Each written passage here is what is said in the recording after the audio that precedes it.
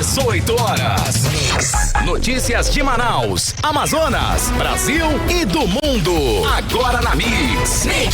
Agora 6:01. Boa tarde, boa noite pra você mais uma vez em 100,7. Estamos juntos, mais uma edição do 18 horas no ar, hein, Karine? Boa noite, não é isso? Estamos aí, Carlão. Isso aí, muito boa noite pra você. Obrigada pela sua companhia. Você que sintoniza a 100,7. É isso aí, estamos juntos a partir de agora até as 7 da noite aqui no 18 horas.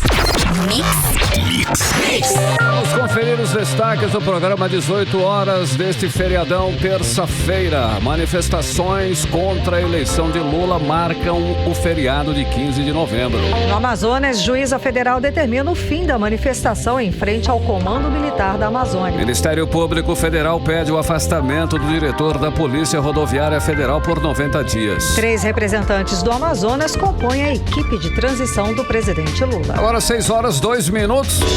Você no melhor Mix do Brasil, conferindo a partir de agora até as 7 da noite os destaques desta terça-feira, 15 de novembro de 2022. Mais uma edição do 18 horas para você aqui no melhor Mix do Brasil. 18 horas.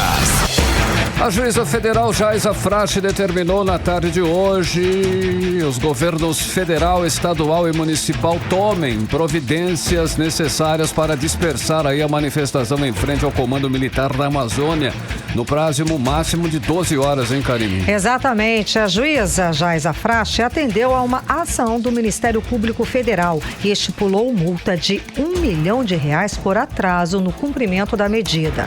A juíza também determinou o uso das forças policiais para impedir qualquer aglomeração em frente ao CMA até a posse do presidente da República eleito, Luiz Inácio Lula da Silva. Olha, os manifestantes estão no local desde a madrugada do dia 2 desse mês em protesto contra o resultado das urnas que garantiu a vitória de Luiz Inácio Lula da Silva do PT. Eles estão acampados na frente do CMA, usando barracas, redes, tendas, churrasqueiras, banheiros químicos e carros de som, tumultuando o trânsito e a vida dos moradores das proximidades. Os manifestantes pedem a intervenção militar para que Lula não tome posse no dia 1º de janeiro. Rodrigo Soares tem mais informações sobre essa decisão da Justiça Federal. Vamos acompanhar. A pedido do Ministério Público Federal, a juíza federal Jaisa Frache determinou que sejam dispersados os manifestantes que pedem intervenção militar em frente ao Comando Militar da Amazônia, na zona oeste de Manaus. Na decisão proferida nesta terça-feira, a juíza pede que o governo federal, o governo estadual e a prefeitura adotem imediatamente as suas obrigações legais para fazer cessar com urgência as ilegalidades descritas na presente decisão. Procurada pela reportagem do 18 horas, a juíza disse que não poderia dar entrevista que fale sobre a decisão. Hoje pela tarde, com exclusividade ao 18 horas, o professor de Direito, Carlos Santiago, comentou sobre o assunto. A decisão da juíza Jaisa Frache com relação ao CMA vai ao encontro do Estado Democrático de Direito, pois há sim garantias constitucionais da livre expressão, da livre manifestação. Porém, não pode a usurpação do patrimônio público como desvio de energia, não pode atrapalhar a coletividade e muito menos o sossego da coletividade. Até o fechamento desta reportagem, por volta das 17 horas, os manifestantes permaneciam no local. Uma pessoa que não quis se identificar conversou com a nossa reportagem e informou que as manifestações continuam. A gente tem o direito de nos manifestar, estamos no nosso direito.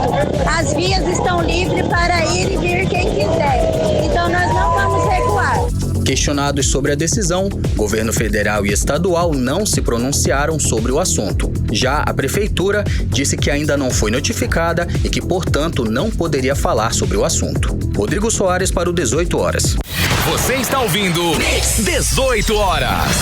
Foi especificamente sobre o trânsito. Na decisão, a juíza Jaisa Frache destaca o caos no local, com a aglomeração de veículos em várias faixas, impedindo a circulação das pessoas, inclusive dela mesma, da magistrada.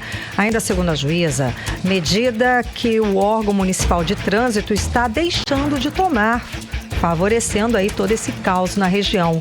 E no texto, ela também alerta que o diretor do órgão responsável pelo trânsito deve ser responsabilizado de acordo com a lei. Carimilhão, de acordo aí com a magistrada no despacho, claro que qualquer manifestação é legítima desde que dentro das normas da Constituição, ou seja, sem gritaria, sem buzinaço, em área residencial, escolar, hospitalar e também sensível à segurança nacional, como é o caso aí do CMA.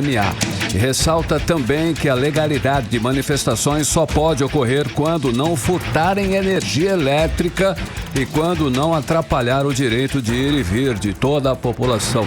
E a juíza foi mais longe, viu, Carlão? Ela avisou que vai pessoalmente, em caráter de plantão, verificar essa questão aí do furto de energia. Ainda segundo o texto, a legalidade das manifestações somente podem ocorrer quando o objetivo não for apologia ao crime ou atentados terroristas e ameaçadores da dignidade do povo brasileiro e contrários às autoridades e instituições públicas constituídas que existem exatamente para resguardar a lei e a ordem. E um dos pontos aí considerados mais graves pela juíza é a utilização de menores em manifestações que são ilegais. Não é permitida a presença de crianças nessas manifestações. Adverte que o Estatuto da Criança, adverte a juíza, o Estatuto da Criança e da Adolescência prevê prisão em flagrante de quem utilizar crianças para fins supostamente criminosos. A juíza adverte aí no texto que o Estatuto da Criança e do Adolescente, né, Carlão, prevê inclusive prisão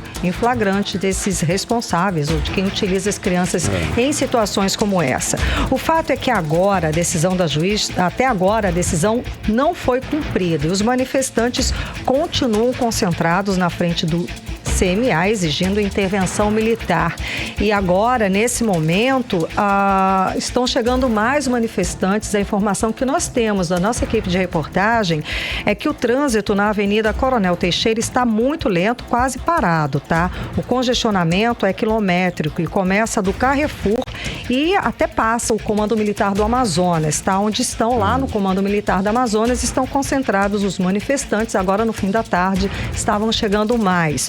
O movimento, de qualquer forma, é menor ainda do que o último feriado do dia 2, do dia de finados. Nesse momento, começa aí, ainda tem uma chuvinha naquela região, o que ajuda a complicar ainda mais todo o trânsito e toda a confusão que está aquilo ali no entorno do Comando Militar da Amazônia.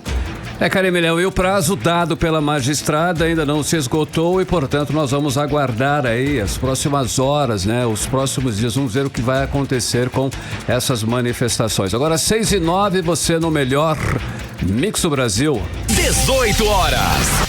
Vamos falar agora, seguindo falando sobre política, é o seguinte: 3 representantes do Amazonas compõem a equipe de transição do presidente Lula. Além do senador Omar Aziz e do deputado federal Marcelo Ramos, a presidente da União Nacional dos Estudantes, a Bruna Brelas, amazonense de Parintins, também passa a compor o grupo de trabalho da juventude. Vamos conferir os detalhes com a repórter Odineia Araújo. A escolha do senador Omar Aziz e do deputado federal Marcelo Ramos para compor a equipe de transição do governo Lula foi anunciada no último dia 9 pelo coordenador do grupo, o vice-presidente eleito Geraldo Alckmin. O nome dos dois foi anunciado no mesmo dia. Omar Aziz está na equipe de segurança e Marcelo Ramos no grupo da indústria e comércio. Ontem, Geraldo Alckmin anunciou novos nomes para compor a equipe de transição do governo Lula. Na nova lista está a amazonense amazonense de Parintins, Bruna Chaves Brelais, presidente da UNE, União Nacional dos Estudantes. A amazonense, que é estudante de Direito da Universidade Federal do Amazonas, foi atuante na campanha de Lula e vai compor a equipe do segmento Juventude. Às 18 horas, Bruna Brelais disse que sua indicação reforça a equipe de mulheres e que vai apresentar um diagnóstico dos anseios da juventude brasileira. Esse movimento de indicação dos estudantes para a equipe de transição do governo representa um novo caminho de repactuação social com os anseios da sociedade civil, né?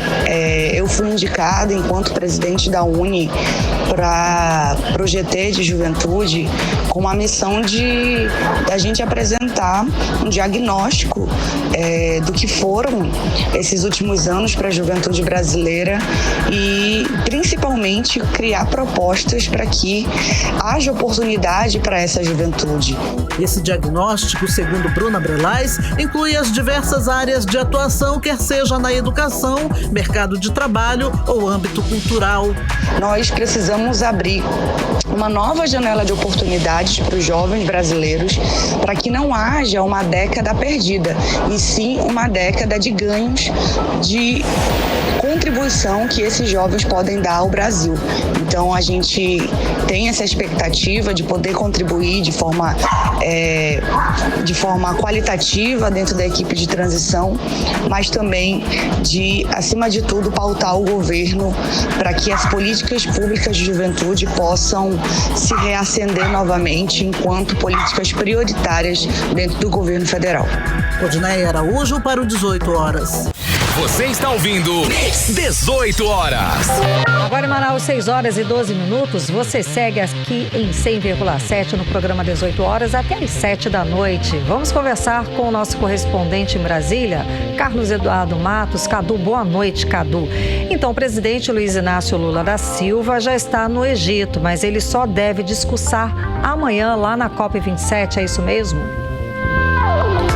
Boa noite, Karime. Boa noite, Carlão. Boa noite, ouvintes do programa 18 horas. Antes de entrar nesse assunto, Karime, queria destacar uma notícia de última hora. Claro. O Partido Liberal, o PL, sigla do presidente Jair Bolsonaro, deve entrar com uma ação no Tribunal Superior Eleitoral para anular as eleições presidenciais de 2022. A ação está sendo finalizada pelo partido, que leva em conta 2 auditorias sobre as urnas eletrônicas e ainda questiona uma suposta parcialidade do TSE. Essas auditorias, Karime, são assinadas pelo Instituto Voto Legal. Nós falamos sobre essa empresa aqui no 18 horas ao longo da pré-campanha e ao longo da campanha, durante aquele processo da composição dos grupos de segurança eletrônica formado pelo TSE. E essa empresa não entrou nesse grupo de segurança.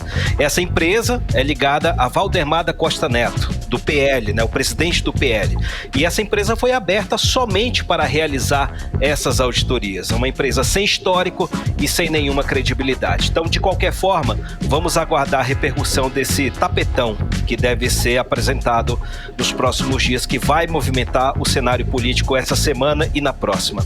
Agora, falando sobre a COP27, Karime. Lula chegou no Egito na noite de ontem e hoje ele teve reuniões com o secretário-geral da ONU, Antônio Guterres, o presidente do Egito, general Abdel Fattah, e com lideranças de diversas nações que participam desse encontro. Amanhã ele tem uma agenda extensa também na COP27. Primeiro ele se reúne com governadores dos estados da Amazônia Legal, entre eles Valdez Góes, do Amapá, Gladson Cameli, do Acre, Mauro Mendes, do Mato Grosso, Helder Barbalho, do Pará, Vanderlei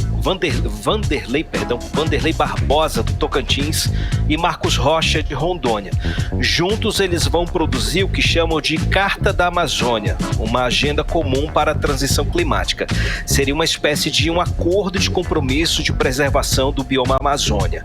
O governador do Amazonas, Wilson Lima, não está na COP27, mas o nosso estado está representado por seus técnicos. Esses detalhes, Karime, vão ser passados logo mais pela nossa querida Artemisa Gadelha. Em seguida, Lula participa de um encontro com representantes da sociedade civil brasileira e depois participa do Fórum Internacional dos Povos Indígenas sobre Mudança Climática. E nesse evento aí que Lula deve fazer o discurso dele para o mundo inteiro como presidente eleito do Brasil. Também está na agenda de reuniões aí, Karime, com representantes da China, dos Estados Unidos, da Alemanha. São encontros importantes, Karime. Por quê? Porque Lula quer retomar e também turbinar o Fundo Amazônia, que volta a valer a partir de dezembro após uma decisão do STF. Lula pretende aumentar o número de países colaboradores do Fundo Amazônia e assim elevar o valor repassado para o Brasil. Já que o orçamento da União está praticamente engessado e comprometido com repasses obrigatórios, o jeito vai ser recorrer à ajuda internacional para conter o avanço, principalmente do desmatamento e do garimpo ilegal na Amazônia. Preservar as florestas, Karime, demanda muito dinheiro. É recurso para pagar combustível, pessoal, tecnologia, enfim. E no ano que vem vai ser necessária uma grande força-tarefa para frear o desmatamento na Amazônia.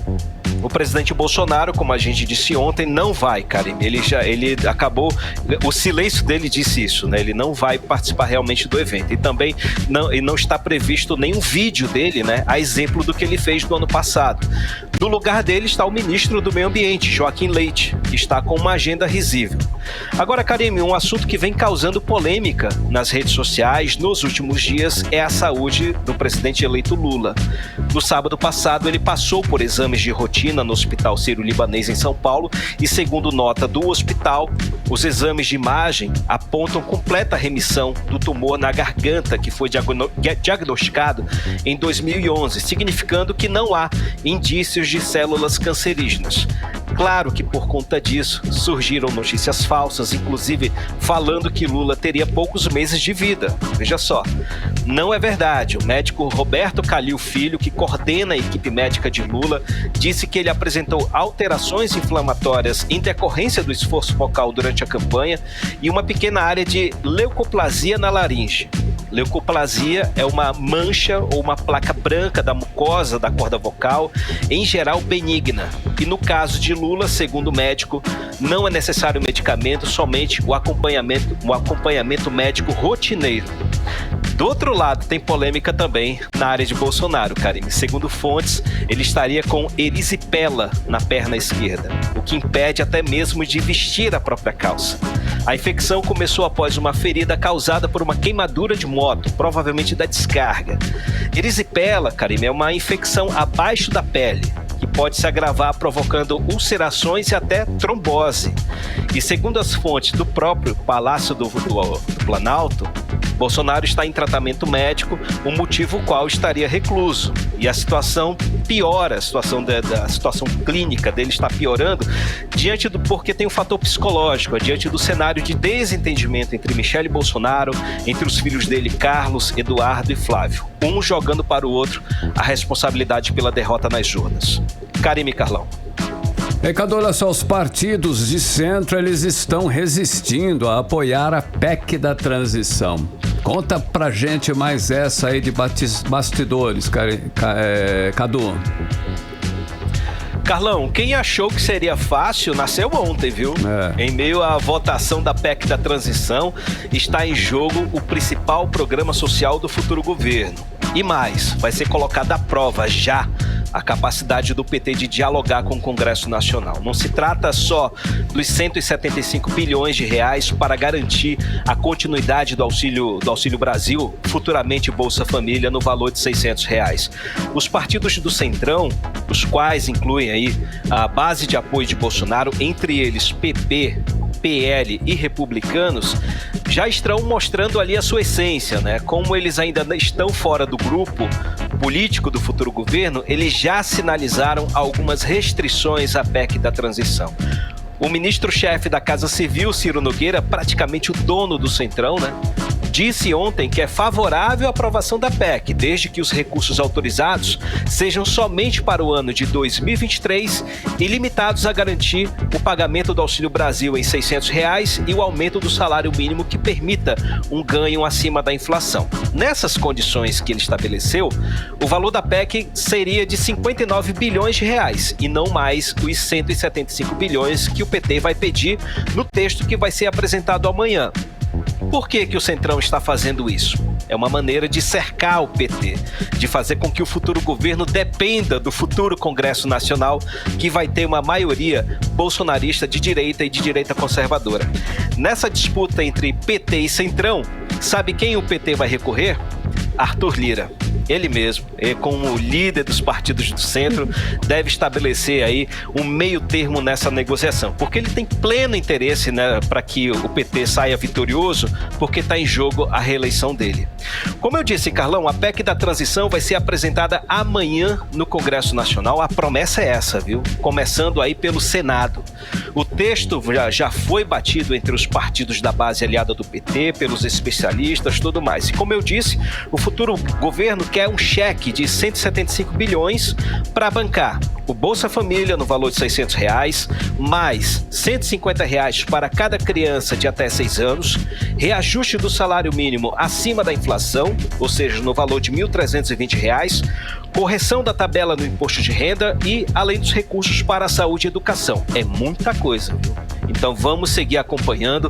Amanhã vai ser um dia muito importante porque começa uma batalha do futuro governo do PT. O PT mal entrou no governo e já está trabalhando como governo. Pode acontecer tudo, mas pode não acontecer nada. Carlão e Karine. Polêmicas, né, Cadu? Cadu, para encerrar, por que o Ministério Público Federal pediu o afastamento do diretor da Polícia Rodoviária Federal por 90 dias, Cadu? Por enquanto, Karime, o motivo não tem a ver com as barreiras nas estradas federais na região Nordeste durante o segundo turno. A gente sabe desse assunto, acompanhou esse assunto na mídia, né? A Polícia Rodoviária Federal, junto com a PM, fizeram barricadas nas estradas, aí prejudicando muitos eleitores. Contrariando uma decisão do STF, né? O diretor-geral da Polícia Rodoviária Federal, o senhor Silvinei Vasquez, deu ordem de fazer uma operação pente fino em vários estados, fazendo barreiras nas estradas em plena votação, prejudicando aí o acesso dos eleitores aos locais de votação. O presidente do TSE, só um parêntese aí, o presidente do TSE, o ministro Alexandre de Moraes, muito elegantemente, muito politicamente, disse naquele domingo, após a eleição, que não houve prejuízo, mas houve. Muita gente não foi votar por causa dessas barricadas, mas ainda assim, para evitar um choque com o Poder Executivo, o ministro Alexandre de Moraes preferiu recuar, aí, já que o pleito já estava decidido, né? Essa ação do Ministério Público Federal, Karime, tem a ver com o uso indevido do cargo de diretor-geral da PRF para fazer propaganda política para o presidente Bolsonaro, usando a instituição da PRF. Silvinei postou nas redes sociais vários conteúdos com o presidente Bolsonaro, inclusive pediu votos ao 22 num cardzinho que ele colocou na rede social dele. Por essa razão, somente por essa razão, por enquanto, o Ministério Público Federal pediu o afastamento de Silvinei Vasquez do seu cargo aí de diretor por 90 dias. E na peça que foi enviada à Justiça Federal, o Ministério Público também pede a condenação de Silvinei por crime de improbidade administrativa. Vamos aguardar e saber se vai haver algum resultado. Esse ano ainda, né? Agora falando das manifestações de hoje, Karine, dando sequência aí o que você disse, aqui em Brasília a expectativa era de grande público, mas caiu uma forte chuva, uma tempestade aqui em Brasília que afastou muita gente, viu? Ainda assim, um grupo de pessoas permanece acampada em frente ao quartel-general do Exército, aqui perto, né, no setor militar urbano.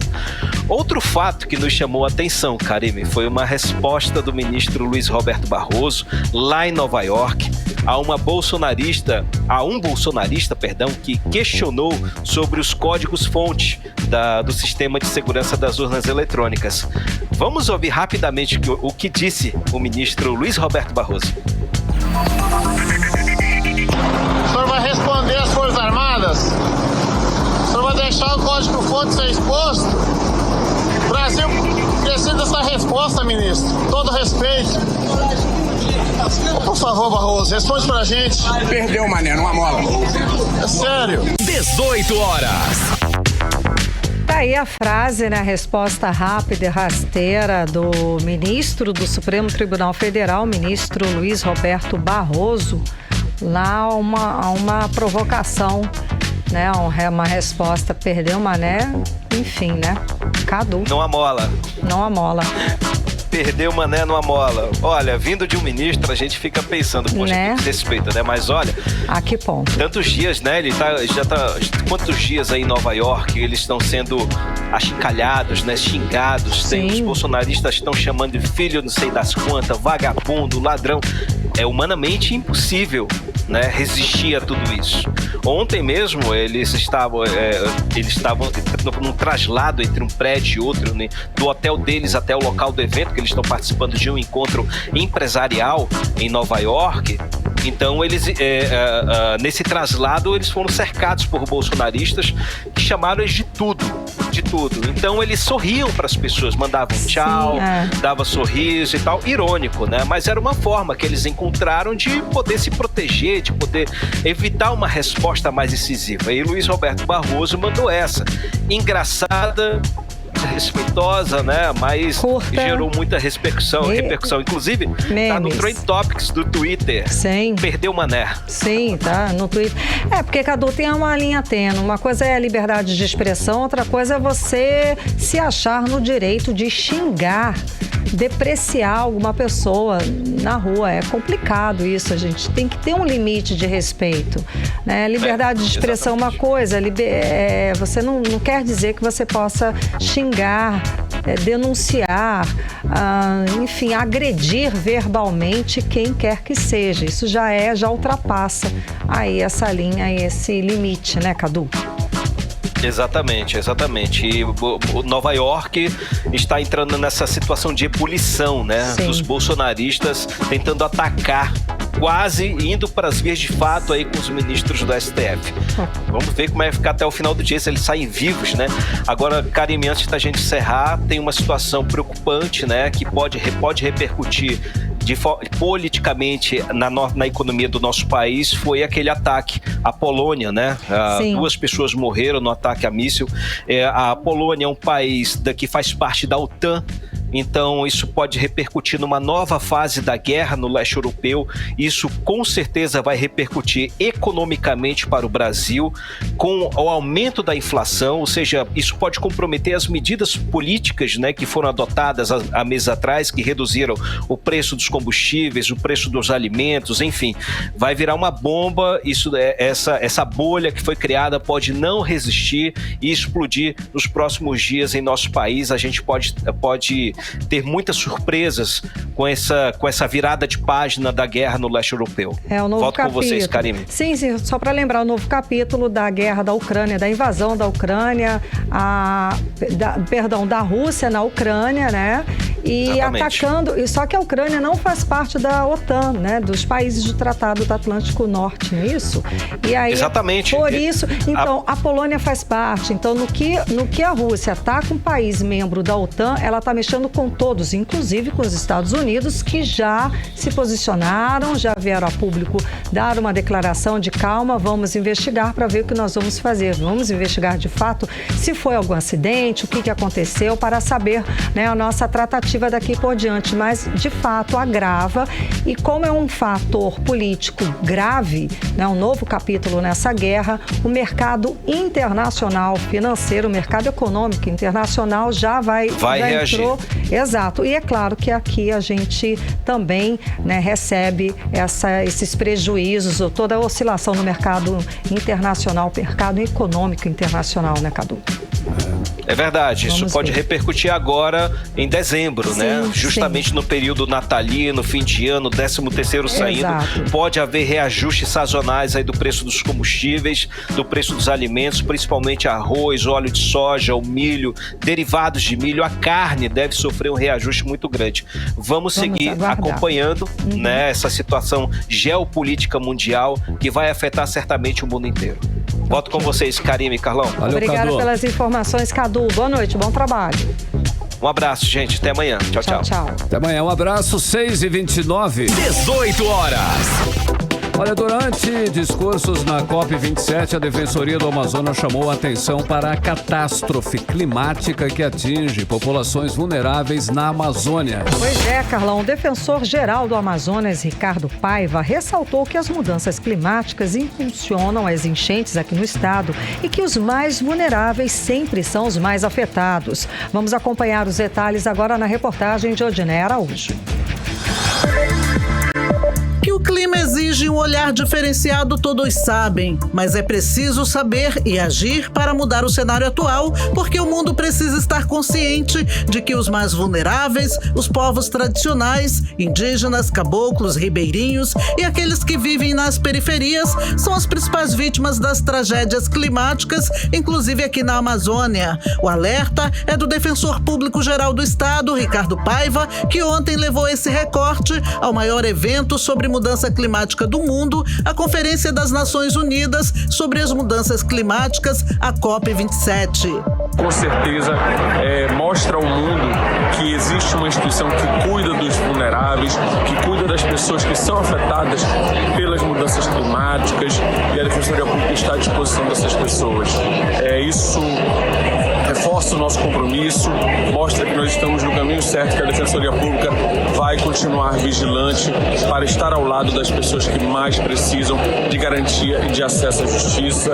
Assim a gente encerra o nosso compromisso aqui na COP27, vai retornar ao Brasil e com toda certeza vai levar uma experiência única que vai permitir ampliar cada vez mais o acesso à justiça à população vulnerável do estado do Amazonas. Durante sua explanação, o defensor público Ricardo Paiva mostrou por meio de painéis como as alterações no clima, especialmente as enchentes, afetam diretamente o cotidiano dos vulneráveis na Amazônia e comprometem o acesso a direitos básicos como o consumo de água potável, alimentação e moradia digna. Nosso principal propósito de estar aqui é mostrar a atuação da Defensoria Pública em favor das pessoas que tiveram sua vida afetada de alguma forma pelas mudanças climáticas, especialmente no estado do Amazonas, em razão das enchentes. A Defensoria Pública acompanhou no ano de 2021 a maior enchente de todos os tempos, esteve ao lado da população, recomendou a concessão de um auxílio emergencial que beneficiou mais de 100 mil famílias, além de outras atuações. Isso só mostra a nossa preocupação e, principalmente, as pessoas mais vulneráveis, as pessoas mais pobres, nossos ribeirinhos, a população indígena, os povos tradicionais, são efetivamente as pessoas mais prejudicadas pelas mudanças climáticas e que precisam ter uma atenção especial das autoridades dos países nessa questão. Durante a apresentação na COP27, a Defensoria Pública do Amazonas também mostrou como o modelo da DPE no Brasil garante cidadania e acesso à justiça em regiões remotas da Amazônia. O estande do Amazonas apresenta na COP27 no Egito um painel sobre sustentabilidade e garantia dos direitos dos povos tradicionais. A comitiva do Amazonas inclui, além da Defensoria Pública, o Tribunal de Contas do Amazonas, a Fundação Amazônia Sustentável, a Secretaria Estadual de Meio Ambiente, o IPAAN, entre outros. Odiné Araújo para o 18 horas. Você está ouvindo 18 horas. E daqui a pouco, aqui no 18 horas, levantamento revela que a população do mundo chegou a 8 bilhões de pessoas. É o nosso assunto em instantes. Mix. 6h34, você no melhor mix do Brasil, conferindo os destaques desse feriadão, terça-feira, 15 de novembro. Mais uma edição do 18 horas. Agora nós vamos saber o tempo e a temperatura para amanhã. Amanhã, quarta-feira, tempo e temperatura, Karine Leão. Previsão do tempo. Segundo informações do Climatempo, a previsão amanhã é de sol com algumas nuvens. Chove rápido durante o dia e a noite. A mínima prevista é de 24 graus, a máxima não deve passar dos 33 graus. As chances de chuva são de 80% e a umidade relativa do ar fica entre 58% e 94%. Mix. Olha só, e Karine, ouvintes, agora nós somos 8 bilhões de pessoas no mundo. A marca foi atingida hoje de acordo com projeção da Organização das Nações Unidas, a ONU. Esse número é o resultado do rápido crescimento populacional no último século, principalmente devido ao aumento da expectativa de vida.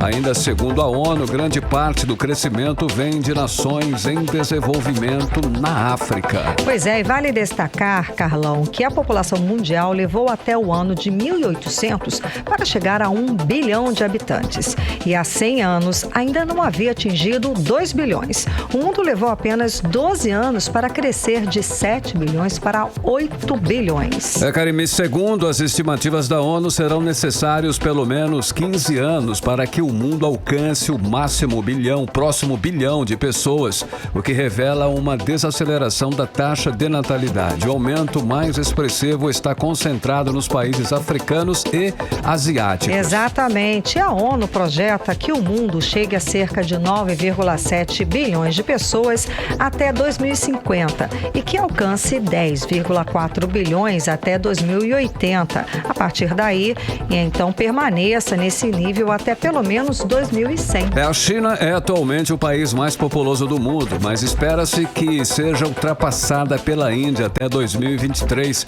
com mais de 1 bilhão e 400 milhões de pessoas. Já a população da capital, e o Brasil, né, Carlão?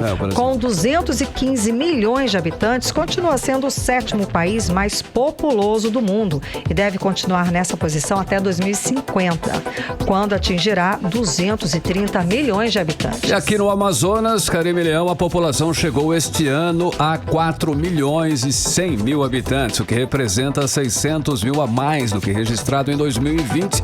E segundo o IBGE, a população do Amazonas cresce em 300 mil pessoas a cada ano. Já a população aqui da capital, aqui de Manaus, é estimada em 2 milhões 250 mil habitantes, 15% maior que em 2012.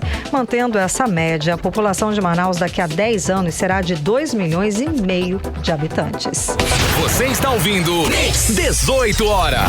Também agora nós vamos falar de saúde pública. Como falamos ontem aqui no 18 horas, a Fiocruz identificou uma nova variante da Ômicron no Amazonas, a BE.9. Segundo os cientistas, a variante pode ser responsável pelo recente aumento de novos casos de Covid-19 no estado, Karime. E dados da Fiocruz mostram que a média móvel semanal aqui no estado passou de 230 casos para cerca de 1.000.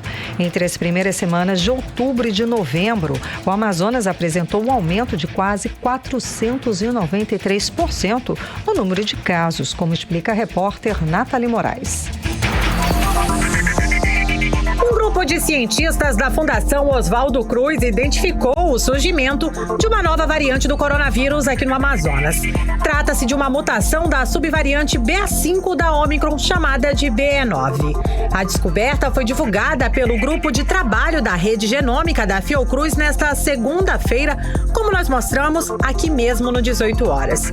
Para os pesquisadores, a nova variante fez ressurgir a Covid-19 em todo o estado e é a principal responsável pelo recente aumento no número de casos.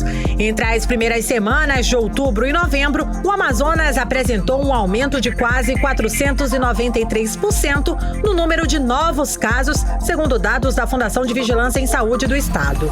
O virologista da Fiocruz Amazônia, Felipe Naveca, destaca que um dos fatores que facilitou a identificação das novas variantes é que o Amazonas tem a maior cobertura de sequenciamento da SARS-CoV-2 do Brasil, em função do número de casos confirmados, a qual a medida é utilizada pela Organização Mundial de Saúde. A BE.9 é uma evolução da sublinhagem da BA.531, ou seja, é uma Ômicron da linhagem BA.5. Naveca afirma que, em função das mutações encontradas na BA.531 do Amazonas, foi solicitado ao comitê responsável pela classificação das linhagens, localizado no Reino Unido, que fosse criada uma designação própria para essa sublinhagem, agora chamada oficialmente de BE.9. A variante BE.9, ela é uma sublinhagem da variante de preocupação Ômicron.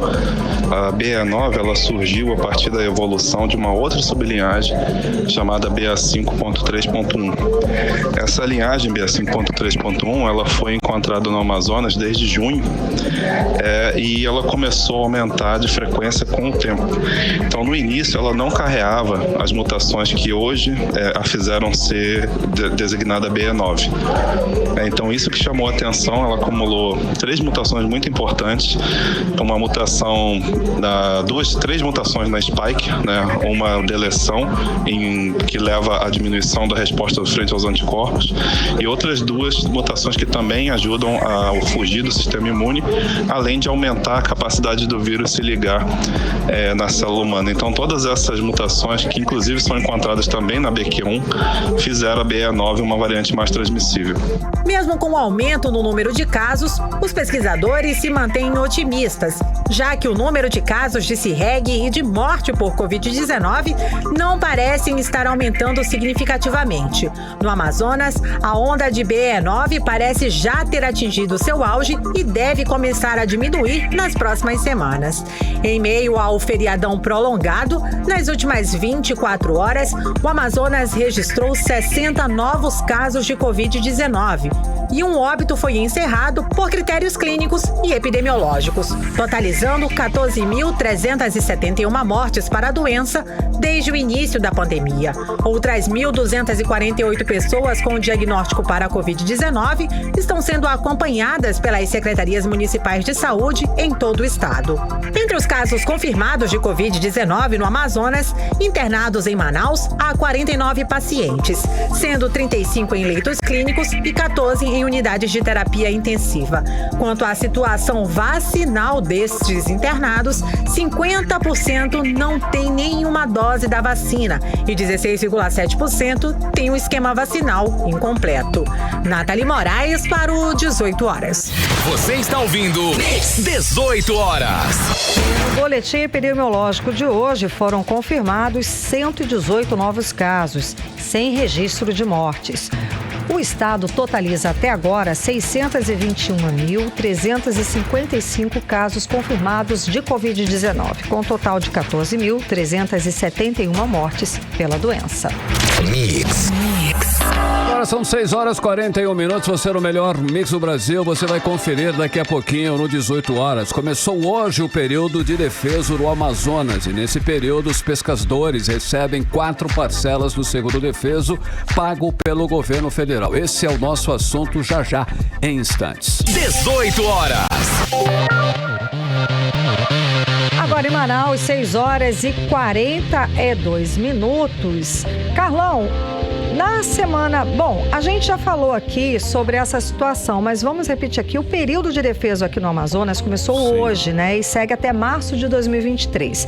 Nesse período vão estar proibidas a pesca e o consumo de espécies que estão na lista de preferência e de referência, segundo o Instituto de Proteção Ambiental do Amazonas, como aruanã, matrinchã, pacu, pirapitinga, sardinha e surubim.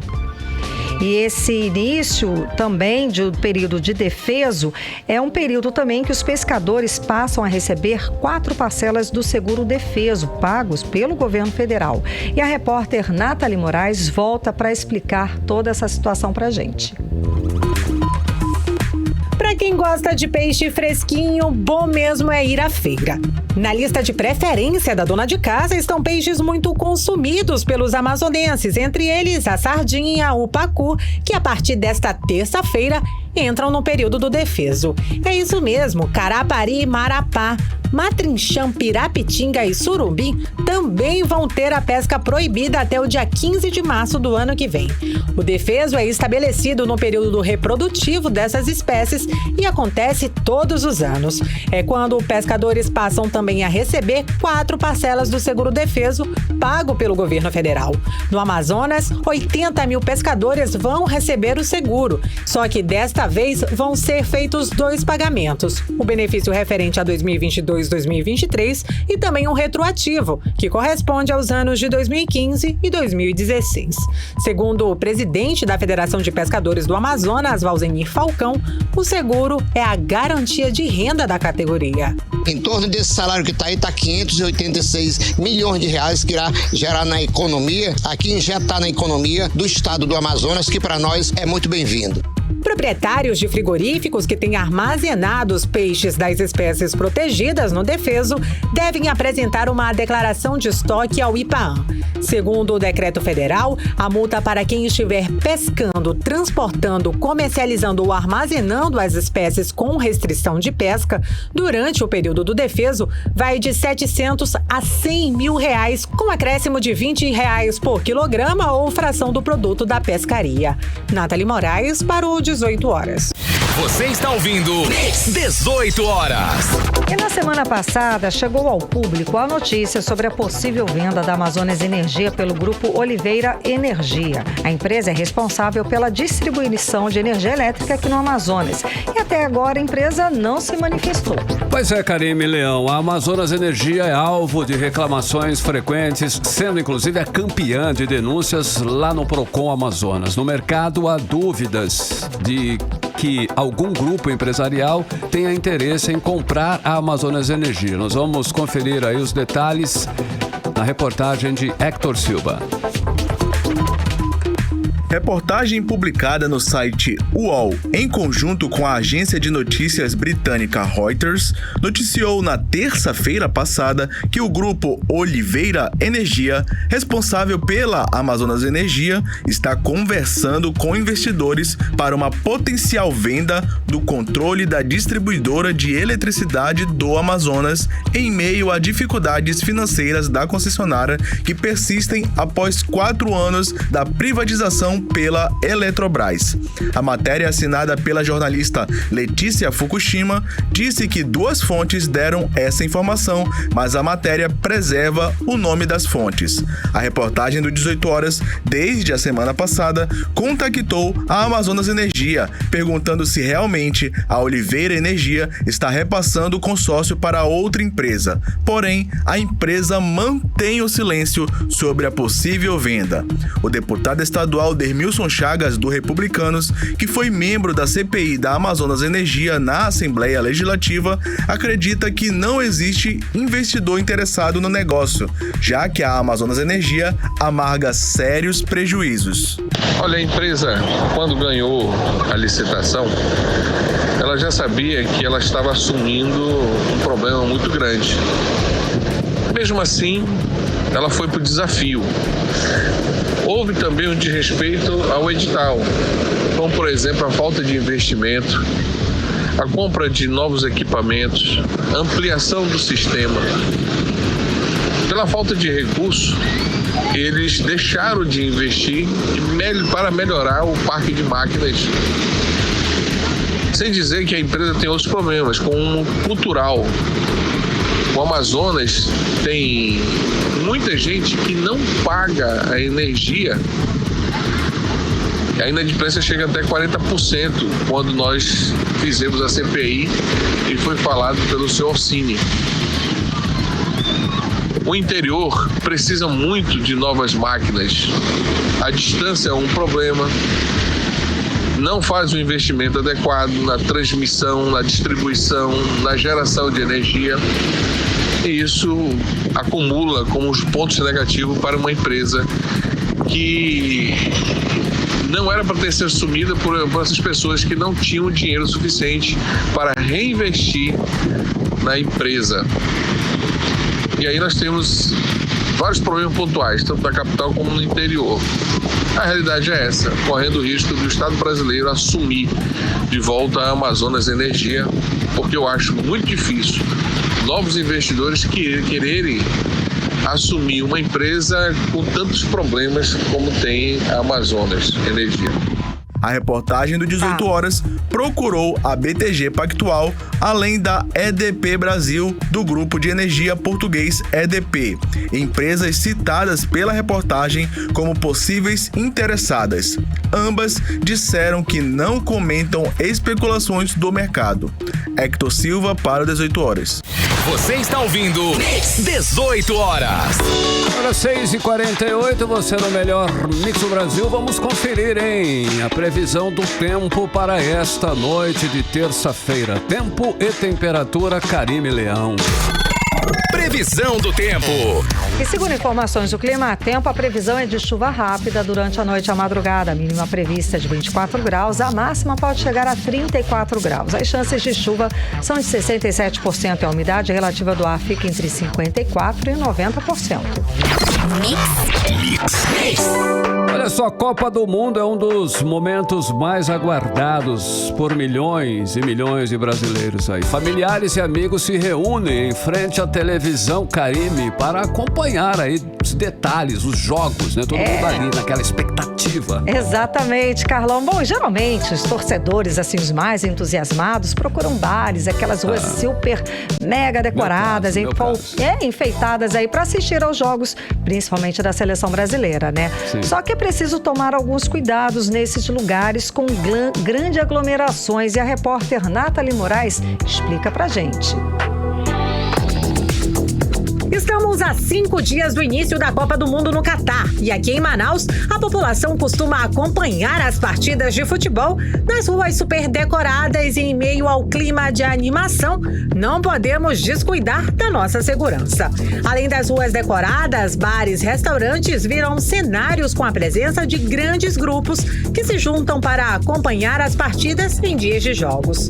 Nesses locais costumam acontecer crimes como furto, roubo, assédio moral e sexual, lesão corporal e até mesmo homicídios. O consumo de bebidas alcoólicas e as emoções intensificadas pelo momento é uma mistura que pode contribuir para essas ocorrências. O delegado titular do 10º Distrito Integrado de Polícia, Jander Mafra, destacou algumas medidas de prevenção que devem ser adotadas pelos torcedores. Quando você for a um local desse que haverá evento, primeiro, quando estacionar o carro, não fique dentro do carro. Saia imediatamente e vá para o evento. E quando retornar, já venha com a chave na mão, ligue o carro, saia de lá, depois você coloque o cinto de segurança e as demais providências que o motorista precisa, para que você não seja assaltado. Nesses ambientes também são comuns a ocorrência de crimes contra a mulher. O público feminino deve tomar cuidado com o consumo exagerado de bebidas alcoólicas, companhias desconhecidas e locais escuros e pouca movimentação de pessoas. O delegado ressalta os procedimentos a serem adotados nos casos de crimes contra as mulheres. Quando uma mulher vai para um evento, não deve ir de salto alto, porque caso ocorra uma necessidade dela correr, deve estar com um sapato que possa proporcionar a sua locomoção rápida. Caso ocorra algum tipo de crime contra a mulher, como a importunação sexual, procure imediatamente um policial que esteja ali perto para que você possa fazer este policial identificar o autor daquele crime e até para que tenha testemunhas também de que o crime ocorreu. Caso alguém esteja muito influenciado pelo álcool, não fique perto dessa pessoa. Se afaste, porque é comum que essa pessoa vá trazer problemas para você. Em caso de denúncias, o cidadão pode ligar para o Disque 181 da Secretaria de Segurança Pública do Amazonas ou para o 191. Nathalie Moraes para o 18 horas. Você está ouvindo 18 horas. 18 horas. Esporte. E a gente já está em clima da Copa do Mundo, né? Em Copa do Mundo que começa agora. Porque, gente, falta o quê? 5 dias só, né? Vamos saber agora com o repórter Hector Silva como foi o dia da seleção brasileira, que ainda está em Turim, lá na Itália. Hector, boa noite. Então, como é que estão os meninos da seleção brasileira? Boa noite, Karine. Boa noite, Carlão. Boa noite, ouvintes da Rádio Mix do programa 18 horas. Hoje, a seleção brasileira fez o primeiro treino de preparação para a Copa do Mundo do Catar, com a presença de Neymar.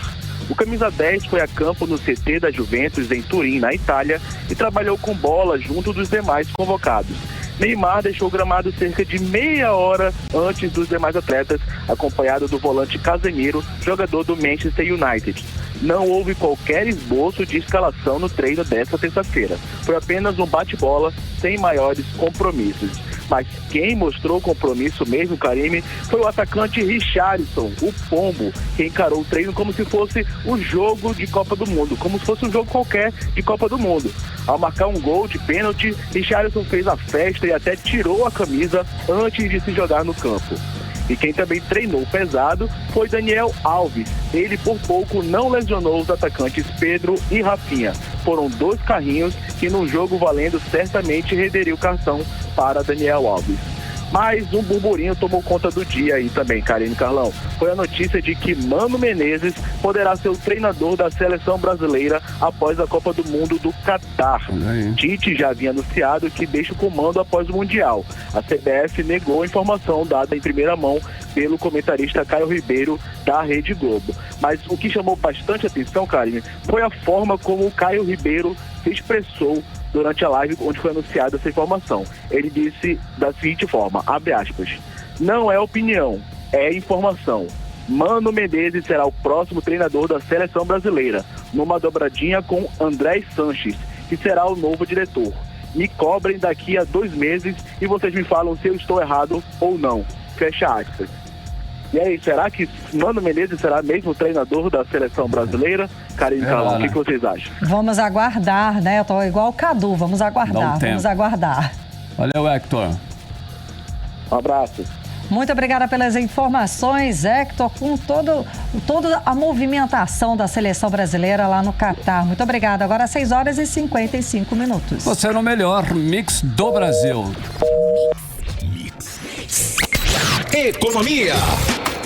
Vamos agora aos indicadores econômicos de hoje. Hoje, 15 de novembro, feriado da Proclamação da República, não teve movimentação nos mercados financeiros nem na Bolsa de Valores brasileira. O levantamento do IBGE revela que o Índice Nacional de Preços ao Consumidor Amplo, IPCA, considerado a inflação oficial do país, acelerou para 0,59% em outubro. Pois é, e este é o segundo aumento consecutivo na estimativa do mercado. A alta veio depois de 3 deflações seguidas. Em setembro, o índice variou menos 0,29%. Com o resultado, a inflação acumulada no ano chega a 4,7%. E num outro levantamento do IBGE, aponta que o Brasil registrou uma diminuição nas vendas do varejo do mês de setembro. As vendas que vinham crescendo em agosto teve um recuo de 0,1%. Os dados são do IBGE. Pois é, como dizem, né, Carlão? Ainda há esperança, porque já que normalmente as festas de fim de ano e a Black Friday aquecem o mercado.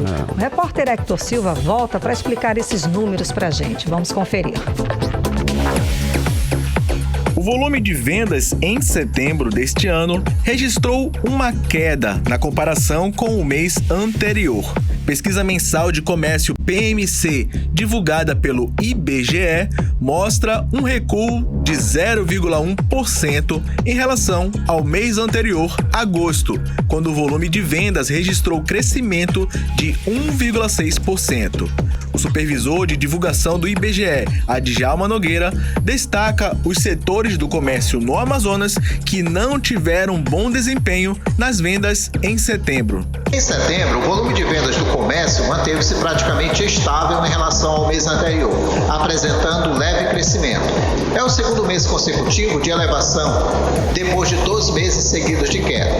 Já na comparação com o mesmo mês do ano anterior, houve aumento nas vendas. Isso colaborou para que o acumulado desse ano se mantivesse estável na casa dos 2,8%, o que coloca o comércio amazonense na 12ª posição nacional.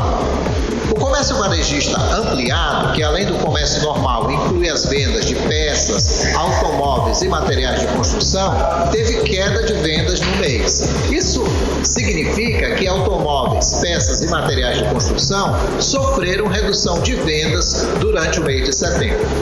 A performance do comércio em 2022 tem sido fraca para os padrões históricos da atividade. Mesmo assim, este ano está sendo bem melhor que no ano passado, quando fechou com queda de 1,2%. Pela frente, temos as vendas de outubro, novembro e dezembro, que geralmente são positivas. Assim, esperamos que o fechamento do ano, o resultado seja superior ao do ano passado.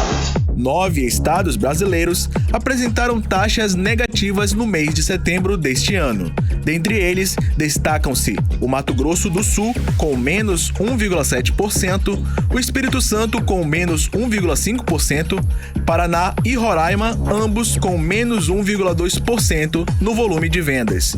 O Amazonas encontra-se em uma posição intermediária nesse ranking de queda de vendas, ocupando o 17º lugar.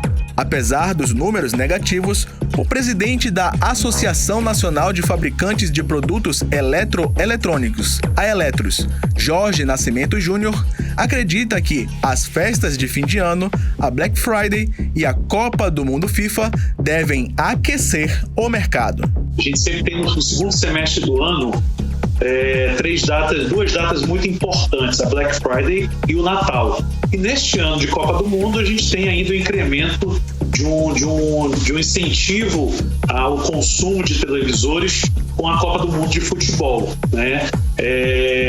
O telespectador, o amante, o apaixonado pelo futebol, ele tem a possibilidade hoje de receber na sua casa uma transmissão em excelência de qualidade de imagem e de áudio promovido pelas emissoras que transmitem os jogos. Só que isso daí o sonho só fica completo quando ele tem dentro de casa também um televisor capaz de receber essa qualidade de imagem e de som. E a indústria nacional está ofertando grandes lançamentos agora, preparados para a Copa do Mundo, para que o consumidor, no ambiente do seu lar, com os amigos e familiares, possa receber a melhor experiência de assistir um jogo de futebol, por exemplo, numa Copa do Mundo. Hector Silva para 18 horas. Você está ouvindo 18 horas. 7 em ponto. Seguimos para o editorial 18 horas. Editorial 18 horas. A Justiça do Amazonas conseguiu 5.160 acordos na 17ª Semana Nacional da Conciliação. O evento aconteceu de 7 a 11 de novembro em unidades judiciárias da capital e do interior do Amazonas. Os acordos envolveram mais de 20 mil pessoas que figuravam como partes processuais. Foram feitas mais de 8.300 audiências. Em números percentuais, 61% dos processos pautados foram concluídos com a homologação de acordos. A Corregedoria Geral de Justiça informou que os acordos envolveram mais de 18 milhões de reais. Mas em meio a tantos números importantes, o evento serviu para disseminar a conciliação como instrumento para a pacificação de conflitos e mostrar que a justiça também pode ser mais célere, pois justiça que demora quase nunca faz justiça. 18 horas. 7-1, Karime, tem a saideira rapidinho? Tem, só rapidinho para atualizar a situação do trânsito lá na avenida, lá na Ponta Negra, né?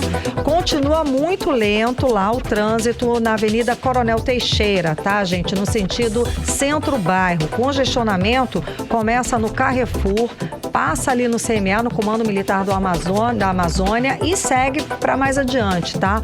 Lá no Comando Militar da Amazônia, os manifestantes estão concentrados. Então, para quem está circulando pela região nesse momento, muita atenção e muita paciência também. Evite. Exatamente, Carlão. Valeu, Karime. 7-2, boa noite. Boa noite, um beijo, até amanhã. Até amanhã. Você ouviu 18 horas.